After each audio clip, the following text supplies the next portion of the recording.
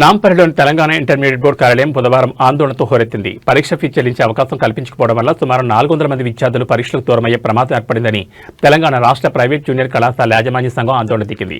Board కార్యదర్శి కృష్ణ ఆదిత్య చాంబర్లోకి తీసుకెళ్లిన సంఘం నాయకులు అక్కడే బైఠాయించి నిరసన వ్యక్తం చేశారు. గత 4 గంటలుగా అక్కడే ఉండి బోర్డు తీరుపై నిప్పులు చెరుగుతున్నారు. నిబంధనల పేరుతో విద్యార్థుల జీవితాలతో బోర్డు ఆడుకుంటోందని, 400 మంది విద్యార్థులకు హాల్ టికెట్లు రాకపోతే వారి విద్యా సంవత్సరం వృధా అవుతుందని నాయకులు ఆగ్రహం వ్యక్తం చేశారు.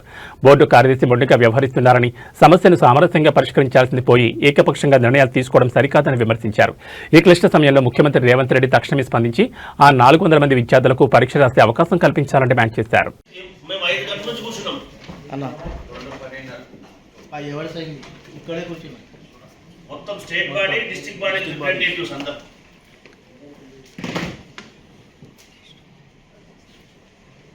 విద్యా విధానాలు మాకెంత కన్ఫ్యూజన్ ఉన్నాయంటే రేపు పొద్దున విద్యార్థులకు తల్లిదండ్రులకు సమాజానికి ఇంత ఇప్పుడు పిల్లలు ప్రిన్సిపల్ తప్పు చేస్తే ఒకవేళ ఎగ్జామ్ ఫీజు కట్టలేదు, ప్రిన్సిపల్ తెలియకను ఏదో కారణం చేత ఒకవేళ అట్లాంటి పరిస్థితి ఉంటే ప్రిన్సిపల్ పనిష్మెంట్ ఇవ్వాలి కదా. అలాంటిది బోర్డ్ ఆఫ్ బోర్డు అధికారులు బయటికి అవునా కదా, వాళ్ళు ఏమంటే మాకు తెలియదు అన్నారు.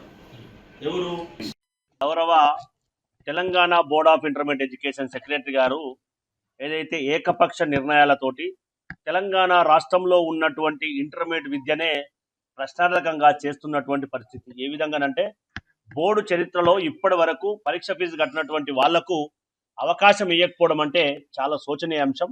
గౌరవ మంత్రులు చెప్పిన, గౌరవ ప్రిన్సిపల్ సెక్రటరీ గారు చెప్పిన, హైకోర్టు యొక్క ఆదేశాలను కూడా పట్టించుకున్నటువంటి గౌరవ కృష్ణాదిత్య గారు దయచేసి తెలంగాణ రాష్ట్ర ప్రజాప్రభుత్వాన్ని దయచేసి బదనాం చేయకండి.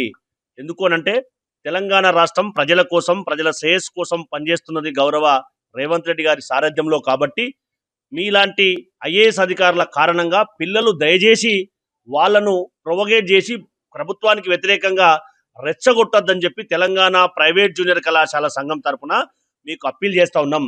గౌరవ ముఖ్యమంత్రి గారు, గౌరవ ఉప ముఖ్యమంత్రి గారు దయచేసి ఈ విషయంలో స్పందించి, వింత పరిస్థితి ఏంటంటే బోర్డ్ ఆఫ్ ఇంటర్మీడియట్ అధికారులకు తెలియకుండానే హాల్ టికెట్లు సోషల్ మీడియాలో చక్కర్లు కొట్టడం అంటే వీళ్ళ యొక్క పనితీరు, గౌరవ సెక్రటరీ గారి యొక్క పనితీరు ఏ విధంగా ఉందో దయచేసి ఆలోచించాలని చెప్పి కూడా రిక్వెస్ట్ చేస్తూ ఉన్నాం.